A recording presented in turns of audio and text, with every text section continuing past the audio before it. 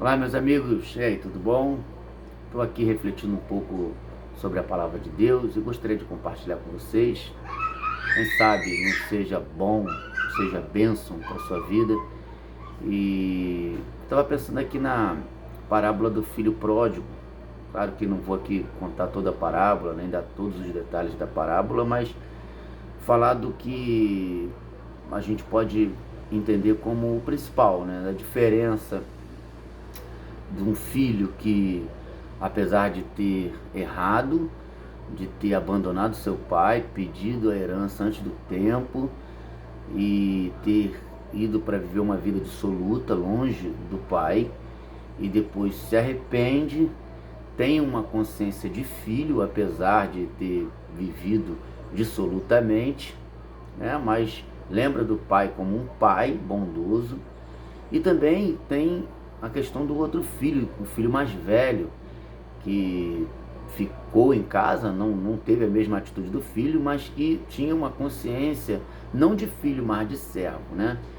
Então, essa grande diferença aí pode nos ensinar muito, porque é a principal coisa. Infelizmente, a religião que usa o nome de Jesus, que usa o nome de Deus, que até se propõe a levar um entendimento para as pessoas, para mudar a vida das pessoas. Eu creio até que com boa intenção, né, a princípio, né, mas acaba ainda assim, com toda boa intenção, não levando a verdadeira consciência que Jesus, ao vir ao mundo, trouxe para as pessoas.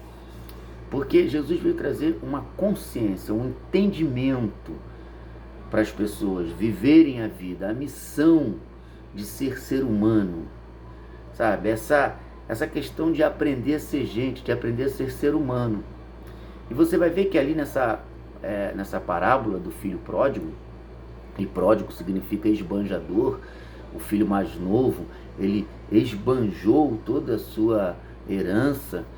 Só que a gente pode ver outros pródigos, a gente pode dizer que o pai também foi pródigo, pródigo em amor, esbanjou amor, misericórdia, transbordou bondade na vida do filho mais novo e também do filho mais velho. E o filho mais velho também transbordou de não misericórdia, de não humildade, mas ali ficou meio ressentido, rancoroso, porque não gostou da atitude do pai em relação ao filho que se arrependeu e voltou. Interessante que o pai, ele diz assim, olha, ele chama os dois de filhos, né? E ele, querendo dizer o quê? Que o religioso, no caso ali, o mais velho, que disse para o pai, olha, eu nunca desobedeci a ordem sua, eu sempre trabalhei, eu sempre fiz tudo. Ou seja, né, a visão da religião de mérito, de causas e efeitos, de barganha, ainda que seja com boa intenção, mas a religião ela passa isso. É uma questão de causas e efeitos, uma questão de se fazer para receber e ter essa cobrança. E por mais que as pessoas não façam isso com um espírito, vamos dizer assim, negativo, né, mas acabam fazendo, e essa não é a verdadeira consciência, isso acaba sendo uma deturpação do evangelho.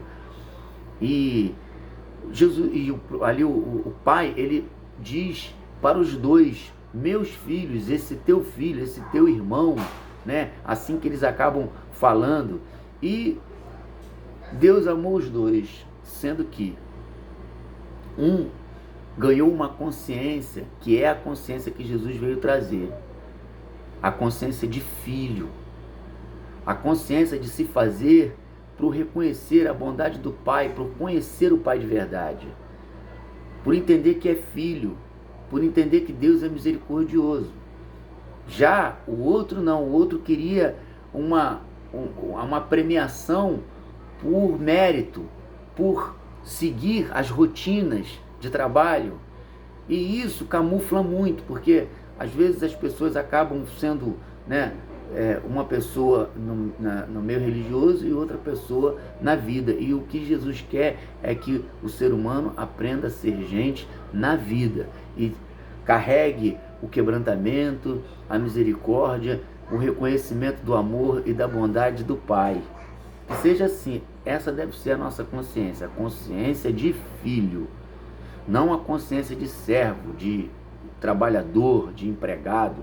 Por isso Jesus disse aos seus discípulos que não os chamaria mais de servos, mas sim de amigos. Por quê? Porque ali o filho mais novo, ele teve uma consciência de amigo, ele viu o pai como um amigo, como alguém bondoso, misericordioso. Já o outro já viu o pai como um patrão, como alguém que estava olhando ali o que fazia para, através do mérito, premiar. E se a gente for olhar pelo mérito, todos nós estamos perdidos, porque o padrão de Deus é a perfeição, é 100%, basta um erro para a gente já se tornar culpado de todos, já para não ser merecedor. Então, a consciência que o Evangelho traz para a nossa vida é a consciência de filho. E não adianta fazer barganha, se camuflar, ficar comportadinho apenas. É preciso ter uma consciência. Por isso, Jesus veio trazer uma consciência para cada um dos seus discípulos.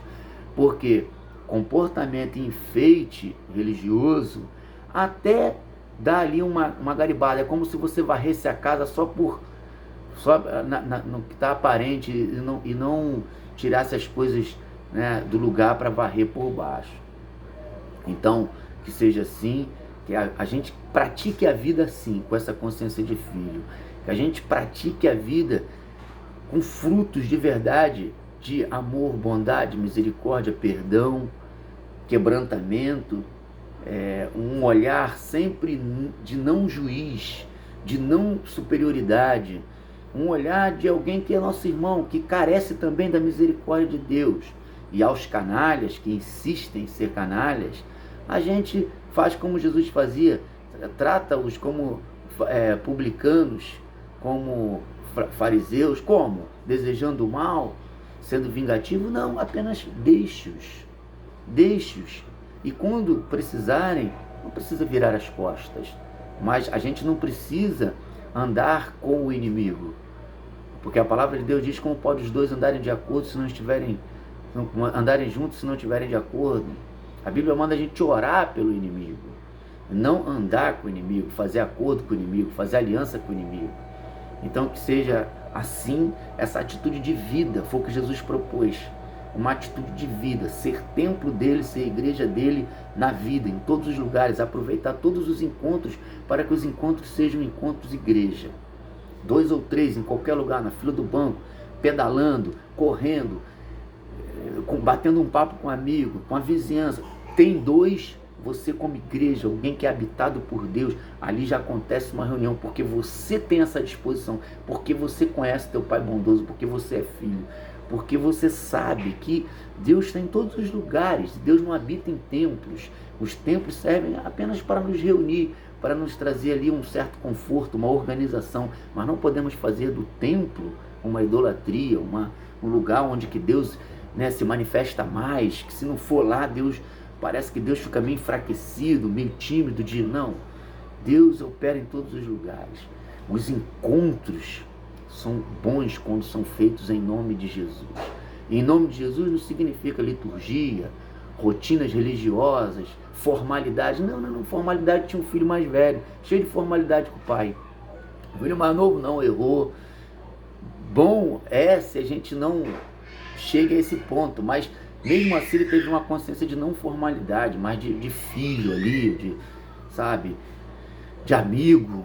E a religião é muita formalidade, é muito protocolo, muita coisa que não precisa, mas faz, porque senão vira bagunça. Porque se não tiver o Espírito de Deus, ainda que esteja tudo arrumado, se não tiver uma consciência de conversão, de verdadeira conversão, ainda que esteja tudo arrumadinho por fora, está sujo, está bagunçado, entendeu? Por isso que Jesus não trouxe nenhum manual escrito, ele foi ensinando a vida, foi falando, foi ensinando, foi vivendo, e os discípulos foram aprendendo e começaram a botar em prática, e depois escreveram, não como regras, assim como a religião faz, mas contando a história para a gente tirar o proveito de acordo com a consciência de filho.